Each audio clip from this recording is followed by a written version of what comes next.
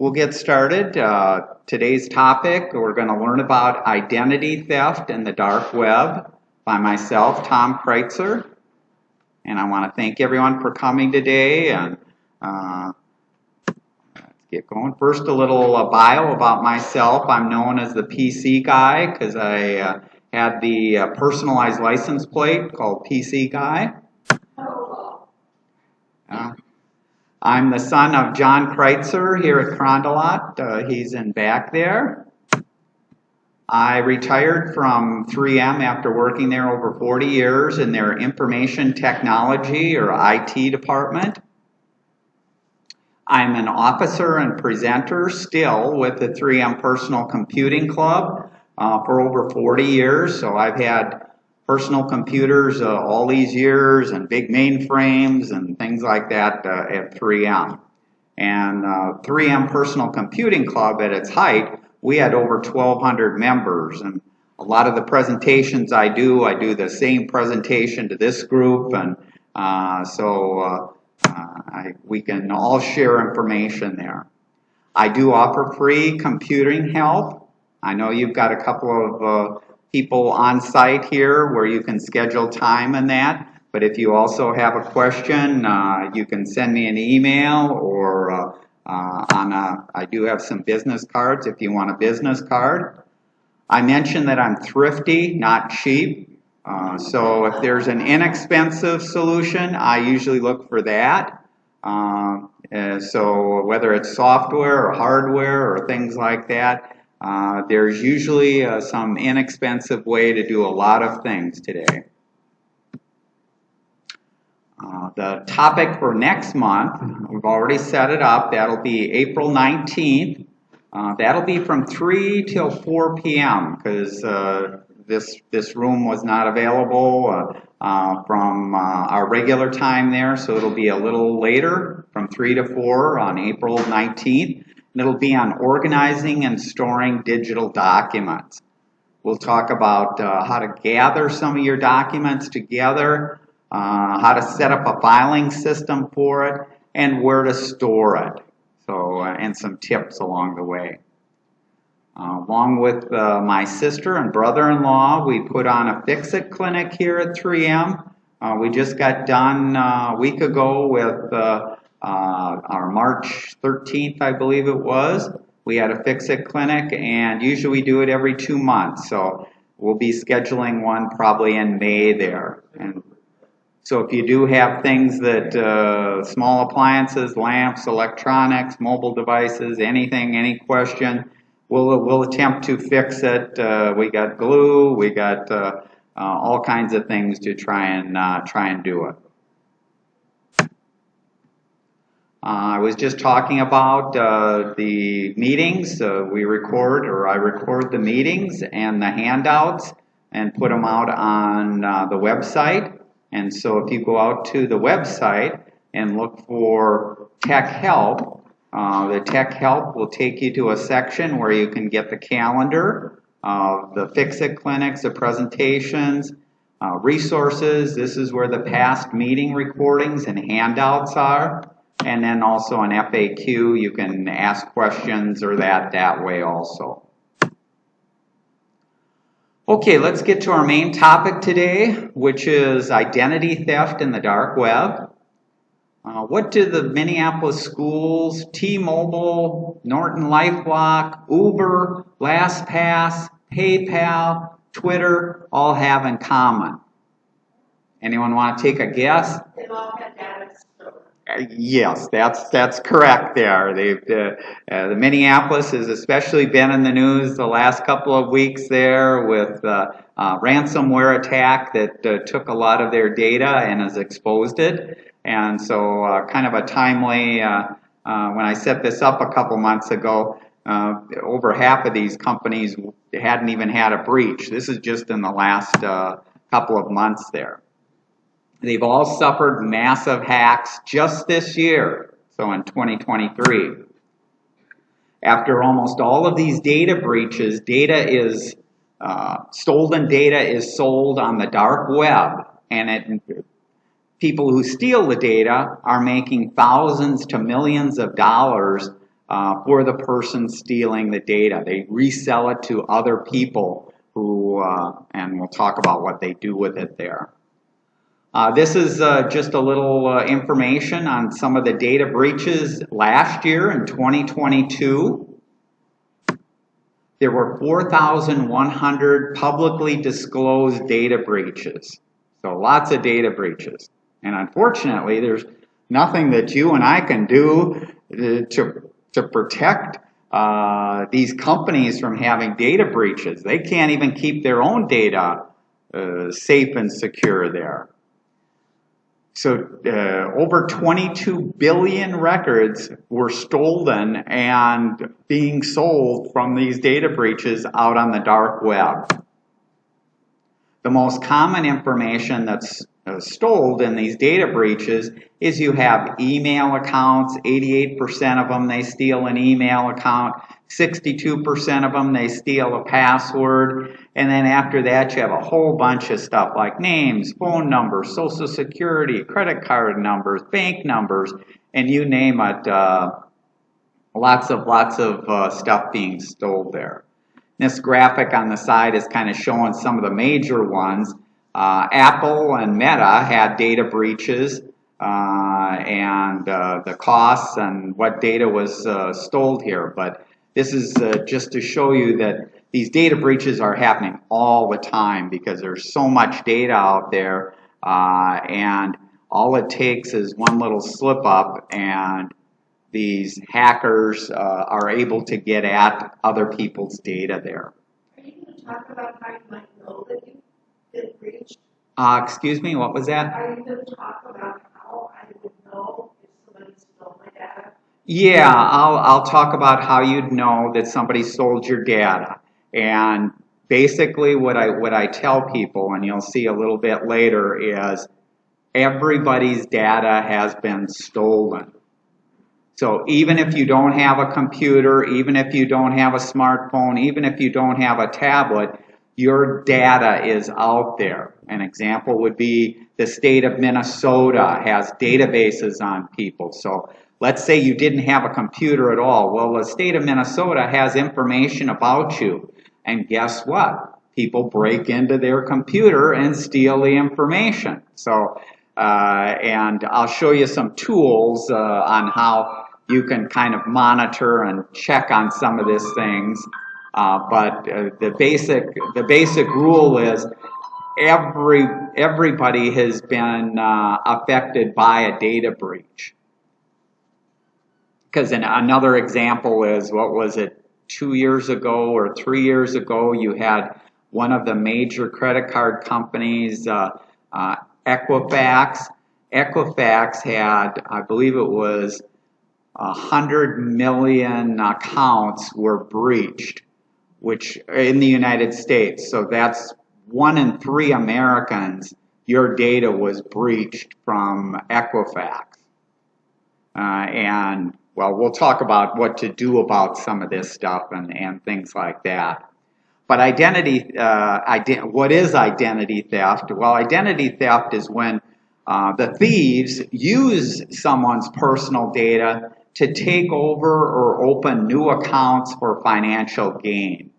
So the first part of it is somebody has stole the data, and they stole the data, but that doesn't mean that your bank account is going to get broken into until somebody buys the data and then attempts to take over your accounts or log into your accounts.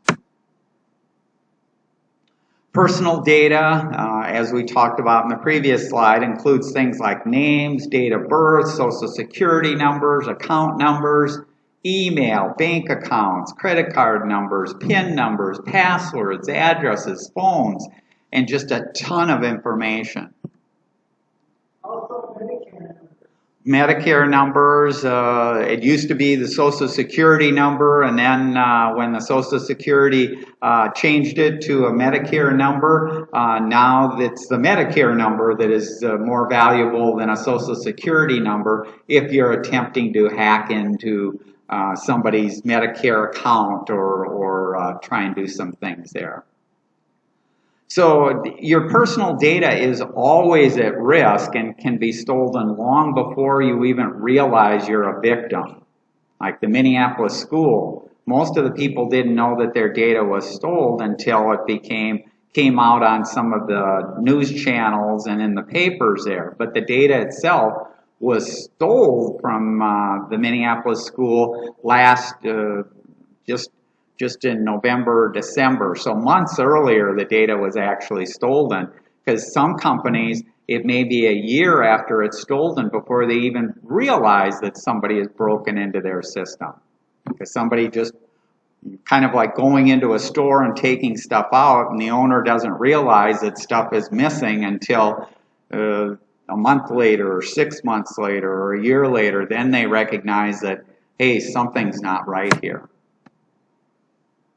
Okay, what are the top ways that your identity is stolen? Well, the first we talked about a little bit about is data breaches. That's the most common way that hackers or thieves get your information. And your identity, again, is all these different parts: your email address, your social security number, your Medicare number, your bank accounts, your passwords, all these different things. Data breaches. The second most popular way that your data is stolen is through malware or spyware activity. Malware is a type of virus that gets installed on could be a phone, could be a tablet, could be a desktop or a laptop, and is recording all your keystrokes. And so if it's recording all your keystrokes and you're logging into your bank account, it has your password and it has your account number. And so that's where these different packages can gather your data there. The third way, and we've had a session before on this, is scams, and also something that's called phishing, where they attempt to trick you. They'll say they're from the IRS or they're from your bank, and they need you to validate your account, and they give you a link to click on, and you click on it and fill in some information, and they're just stealing your information. So these scams or phishing or what's called spam attacks are the third most popular way that data is stolen there. And the fourth is Wi-Fi hacking.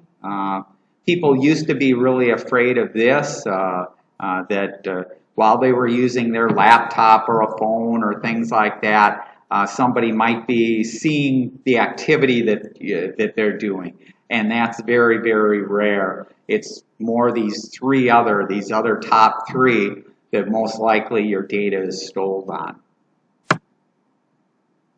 Okay, once your data is stolen and available out on the dark web, these thieves will buy your data and use it. And what are they doing with it? Well, one of the more popular things that they'll do is they'll try and open fraudulent credit card accounts in your name. So they want to open up a new credit card in your name and rack up a whole bunch of bills, and by the time you may notice that somebody is charging stuff to a card that you never created, they may have racked up thousands and thousands of dollars in bills. They also will attempt to use credit cards or account numbers to make purchases. So if they happen to get data that contains a credit card number, like Best Buy had a data breach, and all the people for the last week that had bought at Best Buy, all of their credit cards were exposed. Well, that's where they attempt to use those card numbers to make purchases online or in stores, and bad things happen. This third thing is there's a particular group of people, hackers and that they don't use the data to open new accounts. They just sell the data on the dark web. So they find ways to break into these companies and steal the data, and they know that they can make hundreds of thousands of dollars or millions of dollars selling that data to other scammers and hackers. Another way, a popular way, especially since we're in tax season now, is to file fraudulent taxes and steal tax refunds. So with a minimal amount of information, somebody can attempt to do an electronic filing and steal your refund or that. And the fifth way is if the hack involved an ID and a password, they'll attempt to actually log directly into your bank or financial institution. Okay, we talked about this data being available on this thing called the dark web. Well, what is the dark web? Well, the dark web is not one site at www.darkweb.com. So it's not one site there. The internet is made up of three distinct areas. And the three distinct areas you can see kind of in this graphic over here is you have the surface or clear web, you have the deep web, and then you have the dark web. And we'll talk quickly about that. Excuse me. The surface or clear web, this spot at the top, is 4% of the internet. And that's the part of the internet that can be accessed without a password from any browser and is regularly indexed by search engines like Google and Bing. So this is what most people are using on a day-to-day basis, looking at articles and things like that. It's showing you information and that's available where you don't need a password. This main part is what's called the deep web. The deep web is 90% of the internet is made up of the deep web, and it is unindexed internet that requires passwords to get at it. And so this isn't necessarily a bad or crooks aren't doing things in here. If you have medical records out there, well, you have to log in with a password and to get to the site. Or if you're going out to your bank, you have to log in with a password. That's where these are services and websites and information that Google has no knowledge of. When Google does a search, it can't search your bank account. So you couldn't put in a question to Google and say, how much does Tom have in his bank account? It's not going to give you an answer because it can't get to that information. That information requires a password, and that's what's in what's called the deep web. The deep web contains mostly benign sites, such as your password-protected email account. That's in the deep web. Paid subscription services, medical records, company and private websites, and a ton of other information. This is the scary part here, the dark web. The dark web is 6% of the internet, and it's used for illegal activity like illegal drugs, buying and selling drugs, buying and selling weapons. If you do have a data breach, you can stolen personal data dumps, so that information is bought and sold out there. Counterfeit money's out there. Websites and forums which host illegal content like child pornography and white supremacy, that's all on the dark web. Little more definition of the dark web. The dark web requires specific software, configuration, and authorizations to access. So if you have a Microsoft Edge browser, or you have a Chrome browser, or you're using an iPhone or an iPad and that uses Safari, none of those browsers can get to the dark web. The dark web is a protected area out there. The dark web is only accessible through networks such as Tor, which is an anonymity network, and I2P, which is short for the Invisible Internet Project. And 4 focuses on providing anonymous internet access to the internet. I2P specializes in allowing anonymous hosting of websites. So all these servers and all these people accessing the data, their identities are anonymous. Police can't track them down. They can't find them. They can't shut down the sites. They can't see who went out there and purchased illegal guns. It's all set up to hide the anonymity of the people using it and the servers where this stuff is taking place.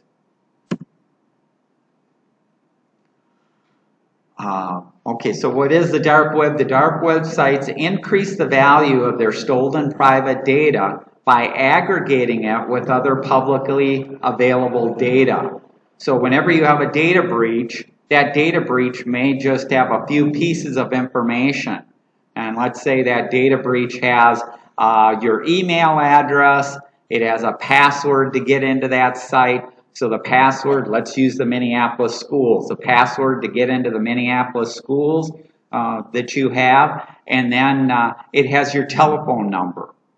Well, I can use that telephone number to get more information about you, like your home address, your other telephones that you may use, your friends and relatives. I can get a whole slew of other information because all of this stuff gets tied together there.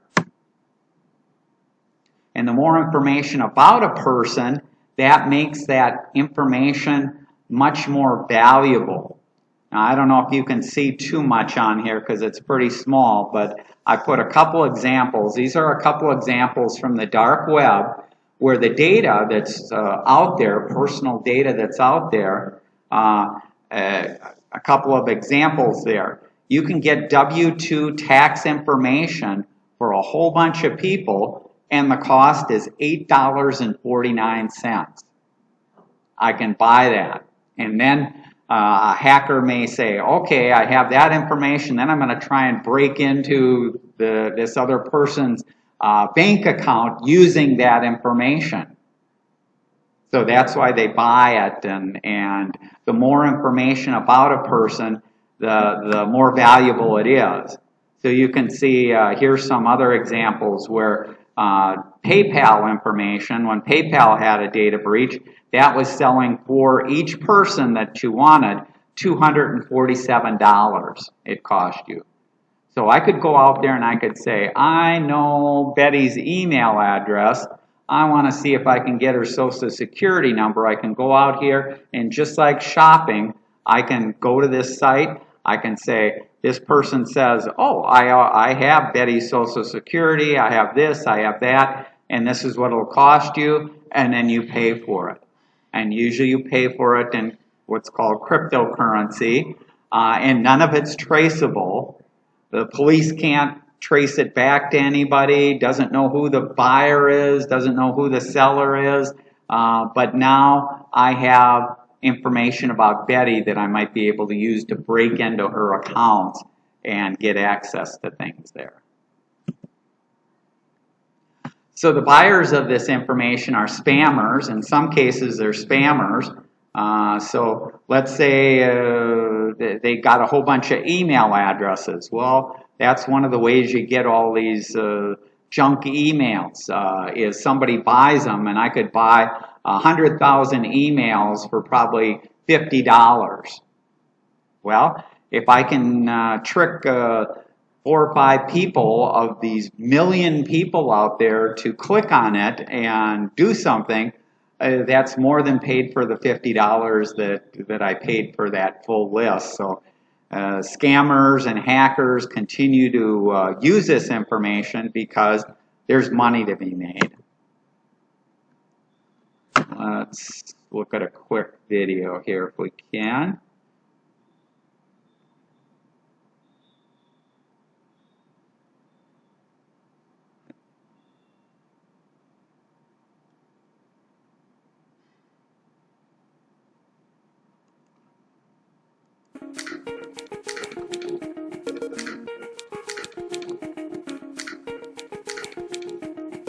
dark web. It is full of guns and drugs and other terrible things. So we had a company look for us on the dark web. What do they find about you? They found data. Oh. Data. Yeah, so they found spreadsheets of information, not just me, but lots of people. And it was a variety of information that you can then kind of put together to learn more about individual people. But I should note, it wasn't actually me that they found information about. My address popped, and there was information about neighbors who had lived in my apartment building. And it wasn't just little bits of information. These were from what are called fulls dumps. So these are like full portfolios of information about people, their names, where they're from, that kind of information. And then you can use that to do all sorts of stuff. In this portfolio of information about you and your neighbors, give me some examples of what's in those little rows and columns inside the spreadsheet of information that we call data. So one particular thing that came out, it was actually information that had been called from a campaign donation database. And so when you donate to a campaign, you say who you are. Sometimes you put where you're from. And of course, how much money you're willing to give, which is an indication of how much money you have, depending if it's a lot of money.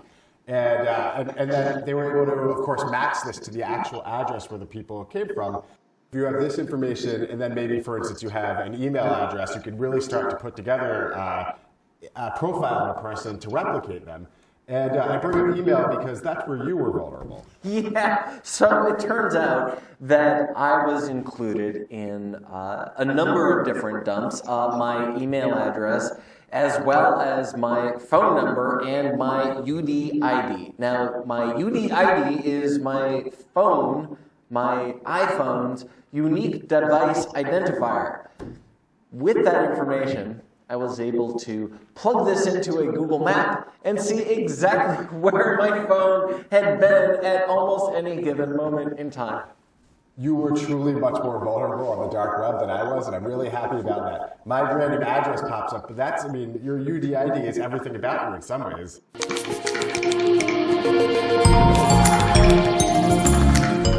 The most terrifying thing about this was that it was... We'll stop it here, but yeah, so they were just talking about their data and how their data had been exposed out on the dark web there and for sale. And this goes back to an earlier question. Almost everybody's data has been stolen. So there's all this data out there in all these different spots. One of the spots that you can check if you want is, have I been pawned? And so this is a website where you can put in an email address. It'll check to see if you've been involved in data breaches. And if we go out here, let's see if I can do it here. You put in your email address. gmail.com. And so this is my email address, and it says here that so far I've been involved in 8 major data breaches. And so then it lists the different data breaches that my email address has been involved with.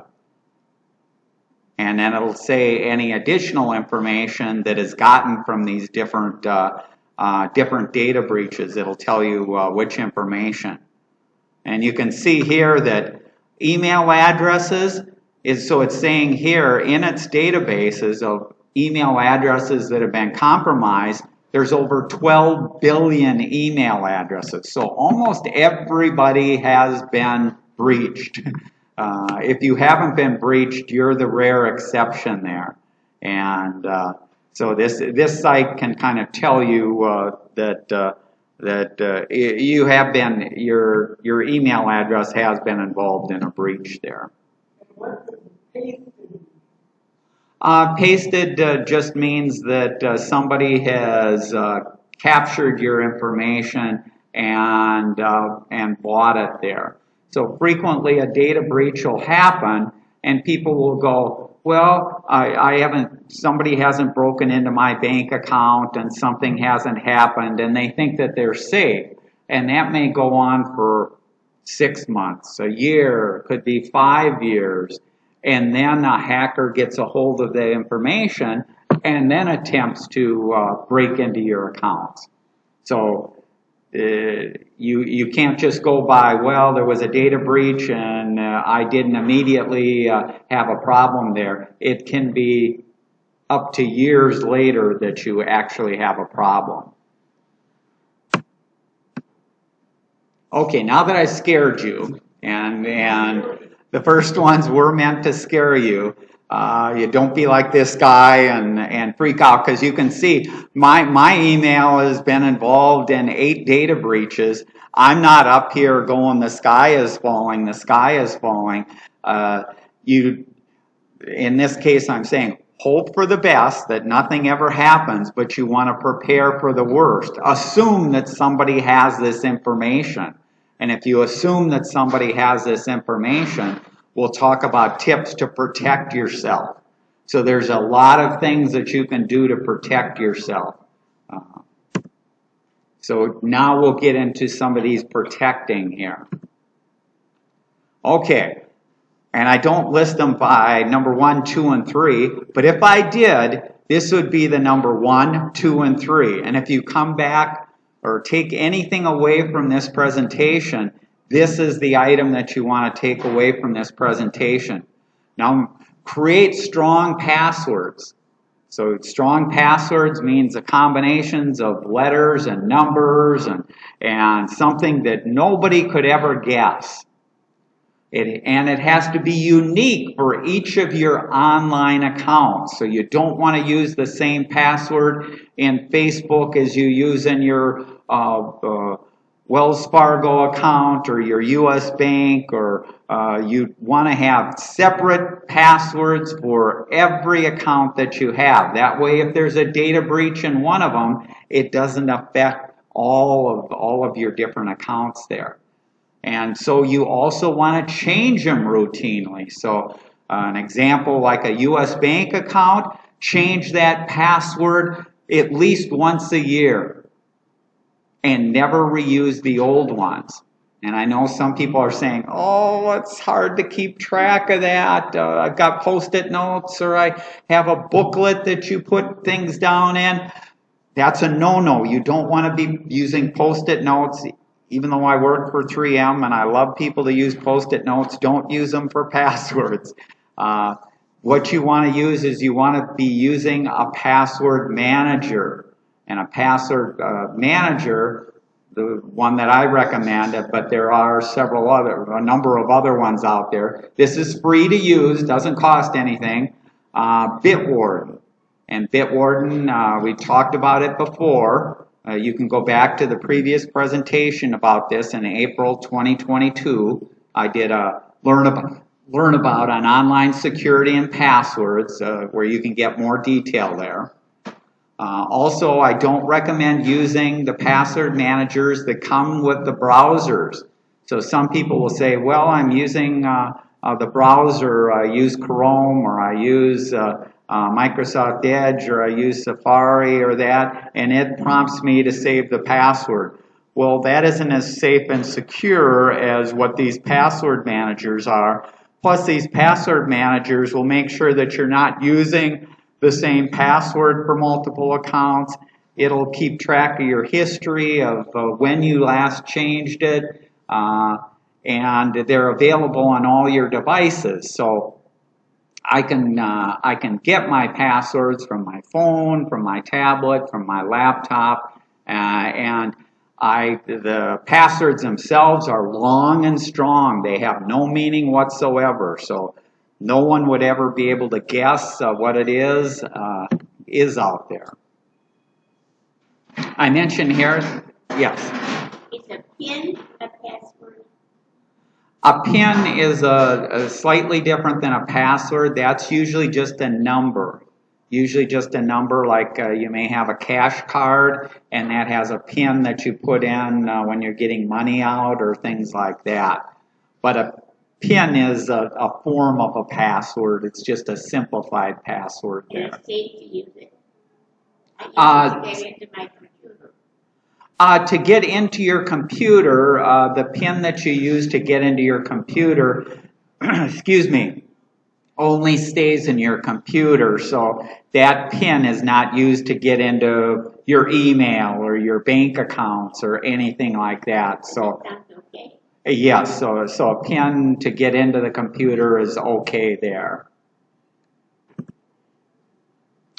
I mentioned here, if you hear of a data breach, change your password immediately. So, excuse me, like in the case of the Minneapolis Public Schools, as soon as you hear of a data breach, you do want to change that password to get into the Minneapolis Public Schools as soon as possible, before anybody goes out to the dark web and buys that password and attempts to use it somewhere else. Another thing you can do with a lot of the sites nowadays, especially banks and things like that, excuse me, is enable what's called two-factor authentication, 2FA. That uses a secondary form of authentication, usually a text message to your phone or an authentication app. A stolen password is useless without that additional factor, so it kind of blocks somebody from getting into, let's say, your bank account. If you have two-factor authentication, somebody in Russia or China can't get in. How do you ask for that? Frequently, the bank will turn it on automatically so that you have to set it up, or it would have asked you. If it doesn't, you can contact your bank, or you can go into the account settings of your bank, and there'll usually be a section for security where you can set things up. And authentication apps are apps on a phone. We talked a little bit about that in some of the other sessions. We won't go into a lot of detail there, but this two-factor authentication means that if somebody bought some of this data on the dark web, they don't have access to your phone, they don't have access to this authenticator app, so that's going to stop them there. Okay, some more tips here. One of the things you can do with your credit cards or your bank usually is turn on the notifications from your bank, your brokerage, and your credit cards. And so that you can usually go out to your bank, whether it's Wells Fargo or U.S. Bank or excuse me, almost every credit card. You go out there and you can have it send you messages, either email messages or text messages if you have a smartphone. And for every time there's a transaction. So this is an example here where I have a Fidelity credit card, and every time I do a charge, I see an entry there, excuse me, that tells me that this has been charged there. So I immediately know when a charge has been done, or if I check or things like that. For my dad's bank account is with U.S. Bank. I get a text message every time there's a check that's paid, and so I can trace and follow that. There's also, if you want to get even more sophisticated, there are online services like Mint that let you monitor your finances in one place instead of multiple logons. Another thing you can do is you can go paperless. You can get your statements securely delivered to you and stored right in your online account. This I mention here because I'll have people tell me, I'm afraid of somebody breaking into my bank account, so I don't have an online bank account. And I have to take a step back and I tell them, I say, well, you're actually more vulnerable because you haven't set up an account. You make it so much easier for a hacker or a thief to create an online account once they know. Let's say they know your account number. Well, with your account number and a few pieces of information, I can set up online access to your bank or to your credit card there. So just because you don't set up an online account doesn't mean that a thief, you've actually made it easier for the thief to set up an online account. I mentioned here lock up sensitive documents and always shred and use confidential document destruction services. Never give your personal information to somebody who calls or emails or texts you that you didn't initiate the request.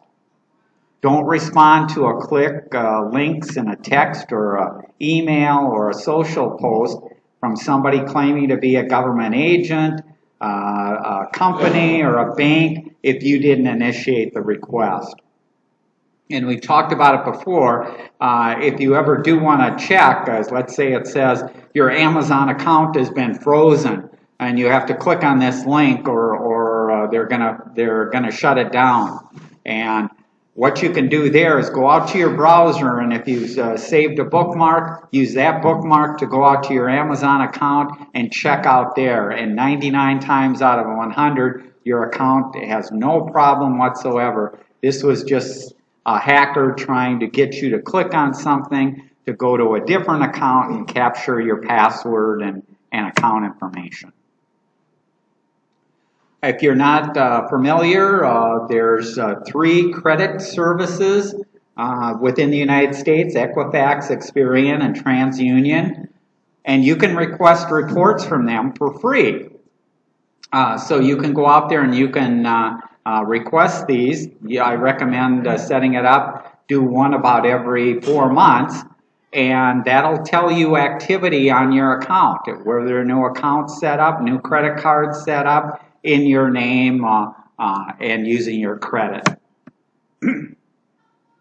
This I also recommend. You can go out to these same services again, and you can do what's called a credit freeze. Excuse me. The credit freeze stops anyone from opening a new credit card or requesting loans or services in your name. It does lock it down, so if you put a credit freeze on there and then went to an auto dealer and wanted to buy a car, the auto dealer usually wants to check on your credit. They wouldn't be able to check on your credit. You'd have to do what's called unfreeze it, let them check, and then freeze your account again. But it protects you there. And I list the links in here that can be used. Another thing that can be done is you may have heard of credit monitoring services. So there are a bunch of them out there. You can pick one that monitors your credit report with the major bureaus and notifies you of unusual activity. You can set fraud alerts in there. Some of these credit services, like LifeLock, you may have seen their ads on TV, can cost anywhere from $10 to $30 a month. Or there are some free services like Credit Karma that do it, and then I list a link here with stuff. Now, I'm not a real fan of some of these credit monitoring because you can do all this stuff for free using this other stuff. So if you put in a little bit of work and a little bit of effort there, you can save yourself some money there. Also, I mentioned here as a tip, use a mobile-based payment system like Apple Pay or Android Pay. They're more secure than using a credit card that might be stolen. Apple Pay or Android Pay, if you're not familiar with it, I can walk into Lund's, and instead of taking out a credit card, I'll put my phone up to where the credit card usually gets scanned, and my phone will communicate with the Lund's terminal there, and it'll pay the bill. When it pays the bill, it's not passing a credit card number. It's passing a one-time use number between my phone and Lund's. So if anybody breaches Lund's, they get a number that's totally worthless to them because they can't use that number anywhere else for any other charge. Yes?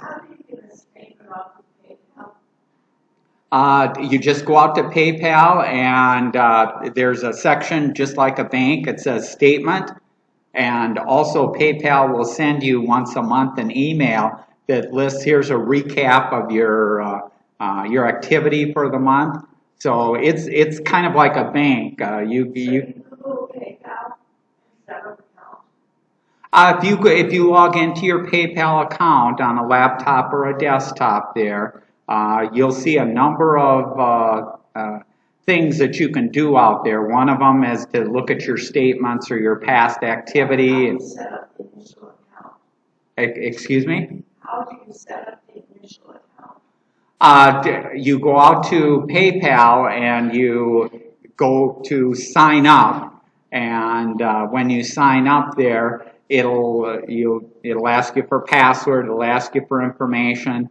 Then what you can do is you can start linking credit cards that you have and bank accounts that you have, and you can just do you can limit it to whatever you want to do there, but it's PayPal. The advantage of using a PayPal rather than using a credit card with some of these sites is PayPal pays the site that you're working with. So the site never gets your credit card number. PayPal is the only one that sees your credit card number. So it's one extra step in between that kind of protects you if there is a breach or a hack there. I mentioned here some people will recommend a virtual private network, a VPN. That's a way to connect a phone or a laptop or that to public Wi-Fi. If you sat in on some of my other presentations, I'm not a real big fan of that and don't think it's really needed, but it is an option to add a little bit more protection there. And then I mentioned here, be cautious of downloading browser extensions. Some people will, there'll be something for a weather bug. They want to get the weather shown in their browser, and they want to get football scores shown in their browser that pop up and things like that. Well, these extensions, most of them aren't a problem, but some of them could be harvesting every keystroke that you do and every password that you enter. So you really have to be careful which ones you load and use there. And I mentioned here, this was from a couple of years ago, but there were 8 widely used browser extensions that were caught harvesting data from an estimated 4 million people who used Chrome and Firefox browsers. The extensions collected a host of information that wasn't authorized and then was reselling that data. Okay, some more tips there. Use a different email address for different kinds of accounts. So sometimes you're signing up for something and you don't want to get spammed or things like that. Well, if you only have one email account, you're giving them your main email account. If you have 2 email accounts, you can use one for your main business and kind of your secure, trusted email, and then you can have another one that you use just to sign up for some free type services or services that you're not sure if you really want to use that much. And if you do decide that one of these services that you just tried, that you're really going to use it, you can go back in, sign up with your real email, and get things converted over there. I mentioned here it's important to keep your operating system on your computer or your phone or any device that you have, and the apps, you want to keep them updated. Frequently, most of the updates that you see being done for these apps and operating systems are to patch security problems that were detected. With millions of lines of code running on the computer, there's vulnerabilities that are always in there, and so these companies are constantly working to plug holes and to fix problems. What's an example of an application? An application would be anything that you have on your phone. So if you have... I don't have a phone. Okay. Then an application would be even something like Chrome, the browser. You go into the browser. So it's a piece of software that you have on your laptop or desktop there. And these pieces of software need updating. So Chrome will update itself and say that it has to be restarted and things like that. On social media sites like Facebook, use the built-in security to limit what personal information you make public. So you do have control over information that you put out there. I choose not to put my real birthday out there because I don't want that to be public knowledge. But a lot of people put that out there, and they put their addresses, and they put other information, and they put this information as public, meaning anybody in the entire world can see that information. But you do have choices with that information. If I wanted my birthday out there, I could put the real birthday, but I could limit it to just people who I have friended, just my friends, which is a smaller circle of people, real tiny. It's not everybody in the world. So most of these accounts will let you limit what data is exposed. I mentioned here, don't pay for identity theft insurance. Some people think that if they buy or if they're buying like a LifeLock there, they're protected more than somebody who doesn't have LifeLock. The fact of the matter is, if somebody steals your, let's say your U.S. bank account and makes fraudulent transactions, you're not going to be liable for those fraudulent transactions. It may take you 6 months or a year to clean up the mess that somebody did, but in the end, you're not going to lose any money there. And these other services make it sound like, well, you're protected up to $1 million. Well, chances are 99.999% of the people would have never had to pay a penny anyway. So the insurance really isn't saving anything. I mentioned here, we also had a presentation in November 2021 on scams and cyber threats. So that's another thing if you weren't able to attend or want to look for some information on some of the more popular scams there. And then this I mentioned, I haven't given this here, but if you're interested in this, I did a presentation for the 3M Personal Computing Club on viruses and security that has a lot of tips in it too. Making sure that if you have an antivirus that it's being updated and everything's happening there. As soon as you suspect your ID has been stolen, take action to stop unauthorized charges and start the recovery. You can place fraud alerts on each of the 3 credit reporting companies. Let them know. Connect their fraud departments for businesses, whether it's banks or credit cards, and get the process started to reverse some of the charges and kind of clear up the identity theft there. You want to make sure and document everything, keeping copies of your correspondence with the companies, whether it's by email or that, just to make sure that everything gets handled. If it has to do with Social Security or just even to recover in general there, the Federal Trade Commission does have a website out here that'll create a personal plan to help you recover if you think that your identity has been stolen there. It goes through all the steps and who to contact and what to do. Okay, that concludes questions, comments. So, John, Oh, thank you. Yes. why is the dark web legal? Because people can get into it through one of those 2 aspects. Why are they shut down? The dark web is still out there because there are a small fraction of things that are good there. One of the good things that can be done there, if I was in the Ukraine and I was attempting to do things in the Ukraine and I didn't want to be traced.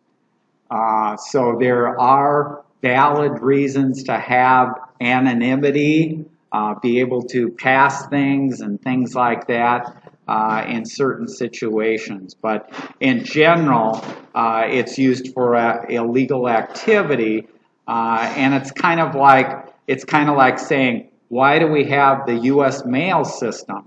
Some people use the U.S. mail system for illegal activity and fraud.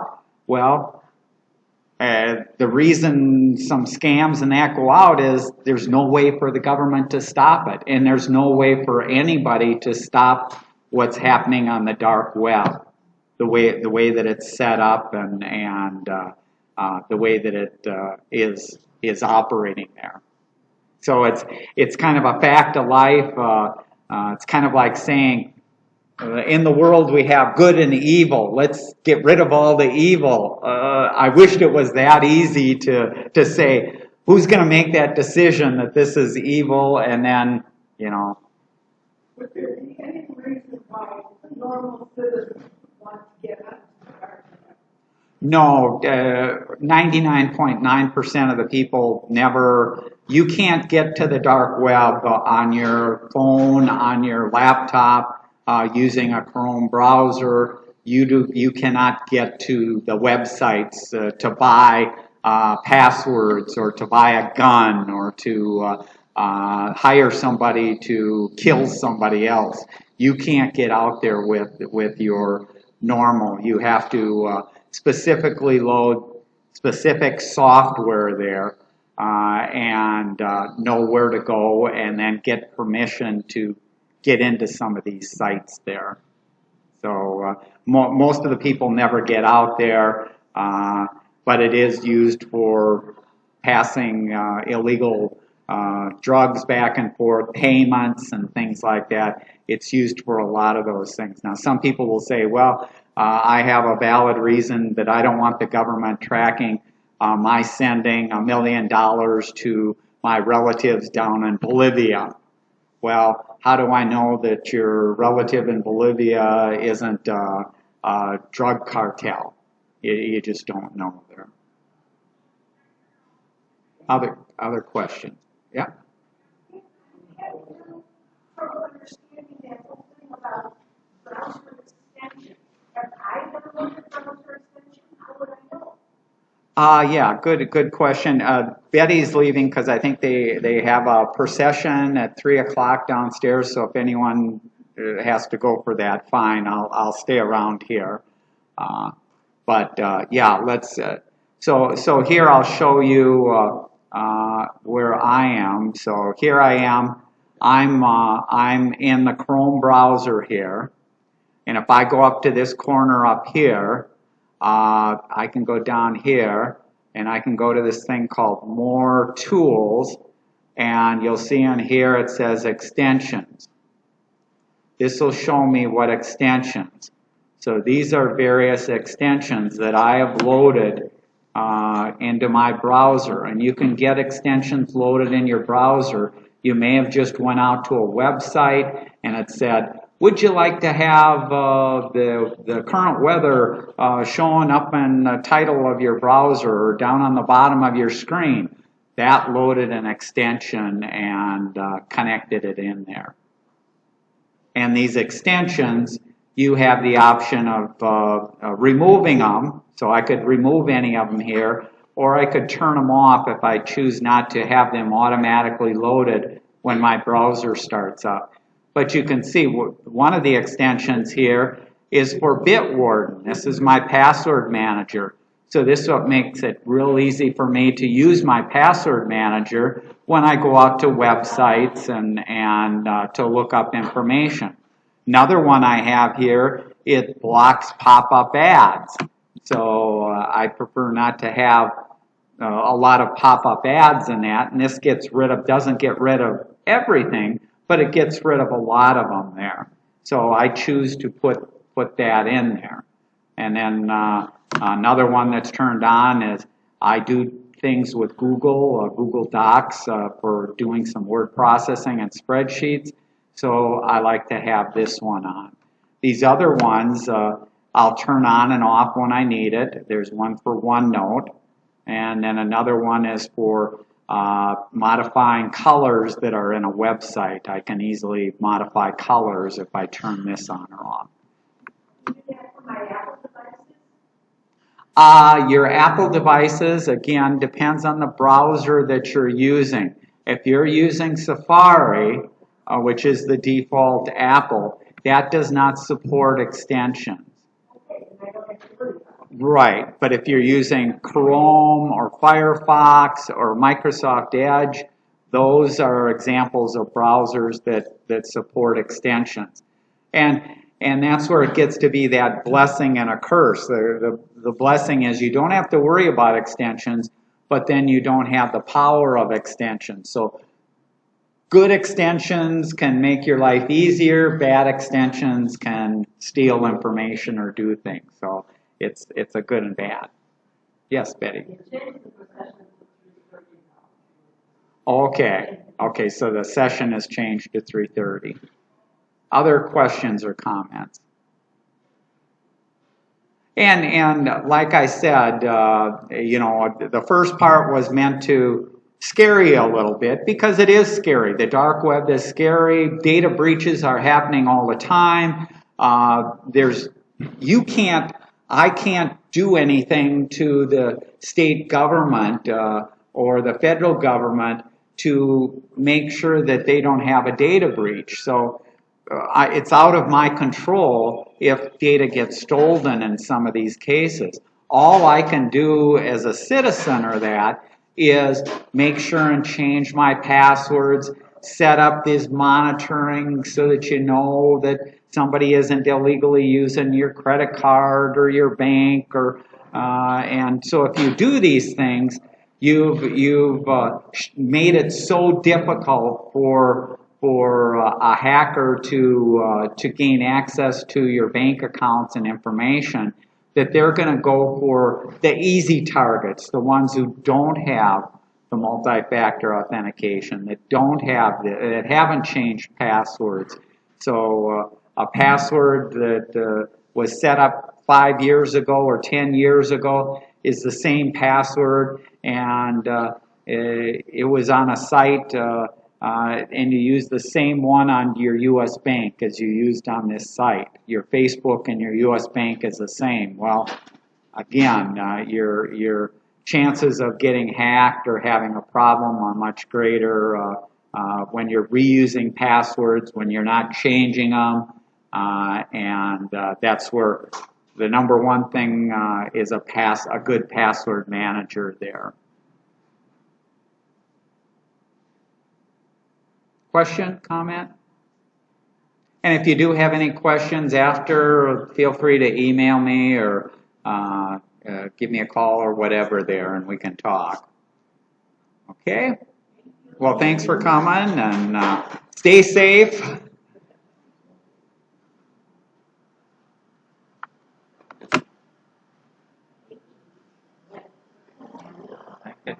You're welcome. And then I'll be by tonight then. That's okay.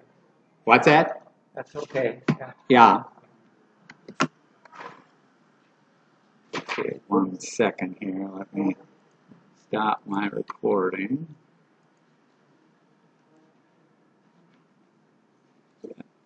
I was blaming the Democratic